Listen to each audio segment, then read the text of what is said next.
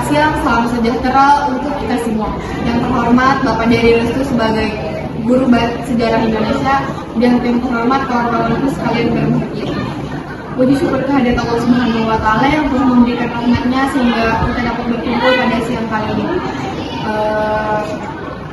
Pada hari ini saya sebagai moderator akan memandu kegiatan presentasi pada kali ini yang berjudul Kabinet Wiloko. Izinkan saya sebagai moderator memperkenalkan anggota kelompok 3.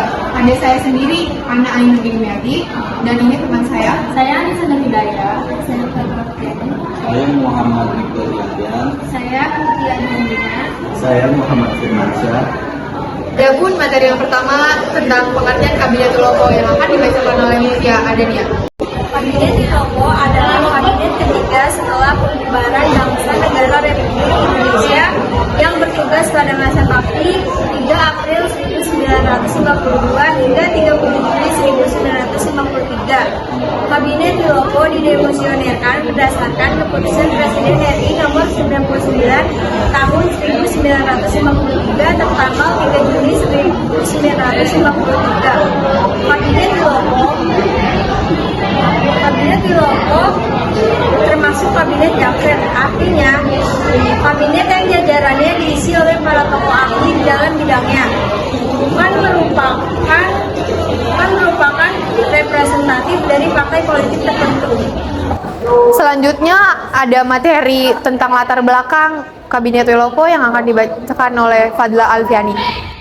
Latar belakang Kabinet Wiloko yaitu Kabinet Wiloko terbentuk setelah bubarnya Kabinet Sukiman. Kabinet Wiloko terbentuk pada tanggal 3 April 1952. Ditunjuk oleh Presiden Soekarno sebagai PNI dan Masyumi. Lalu kedua sebagai Soekarno, Mr. Wiloko ditunjuk sebagai kabinet baru. Lalu 2 minggu kemudian, Kabinet Wiloko menyusun kabinet. Materi selanjutnya yang akan dibacakan oleh Firmansyah. Akhirnya setelah berusaha 2 minggu, Mr. Wiloko mengajukan susunan kabinetnya. Yang pertama adalah PNI atau Masyumi masing-masing jatah mempunyai 4 orang.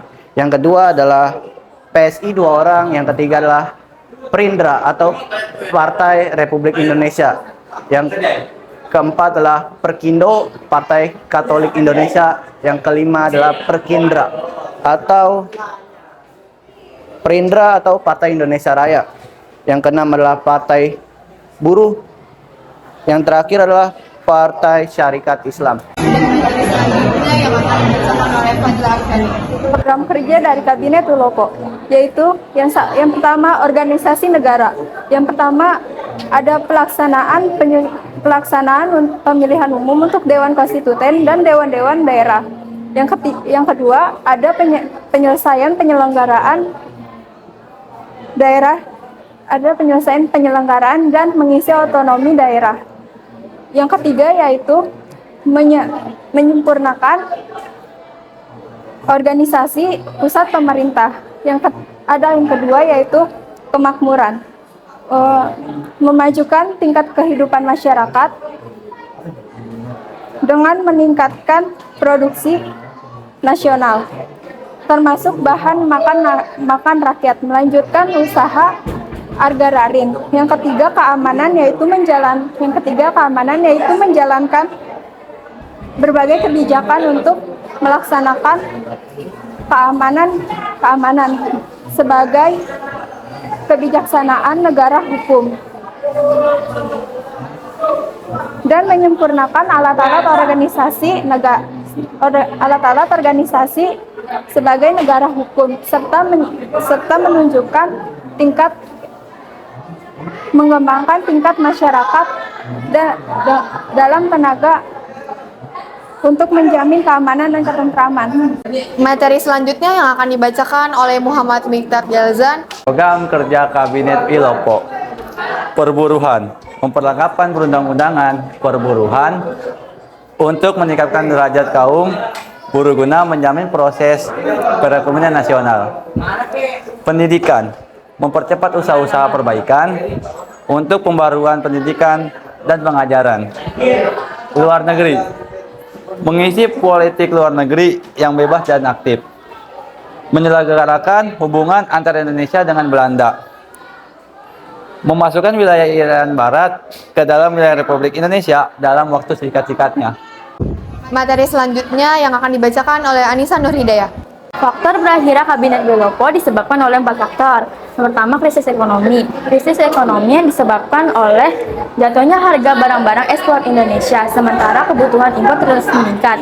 Lalu terjadi defisit kas negara karena penerimaan negara berkurang banyak. Terlebih terjadi setelah penurunan hasil panen yang menyebabkan membutuhkan biaya impor beras lebih meningkat. Yang kedua, muncullah gerakan separatisme dan sikap provinsialisme yang mengancam kebutuhan bangsa. Semua itu disebabkan karena rasa ketidakpuasan akibat alokasi dana dari pusat ke daerah yang tidak seimbang. Yang ketiga, konflik internal di TNI dan pemerintahan. Muncullah sentimen kedaerahan yang diakibatkan ketidakpuasan terhadap pemerintah. Lalu reorganisasi atau profesionalisasi tentara. Yang keempat, muncullah peristiwa Tanjung Morawa. Peristiwa Tanjung Morawa ini merupakan peristiwa yang terjadi bentrokan yang terjadi antara aparat kepolisian dengan para petani liar mengenai persoalan tanah perkebunan di daerah Sumatera Timur, tepatnya di Deli. Faktor berakhirnya Kabinet Wilopo. Setelah munculnya peristiwa Tanjung Morawa ini, muncullah mosi tidak percaya dari Serikatan Indonesia terhadap Kabinet Wilopo. Peristiwa Tanjung Morawa ini dijadikan sarana oleh kelompok yang anti kabinet dan pihak oposisi lainnya untuk mencalon pemerintah. Pada akhirnya, Kabinet Wilopo menyerahkan mandatnya kepada Presiden pada tanggal 2 Juni 1953, tanpa menunggu mosi itu diterima oleh parlemen. Sekian presentasi dari kelompok 3. Maaf jika ada kekurangan dan kesalahan. Mohon maaf. Wassalamualaikum warahmatullahi wabarakatuh.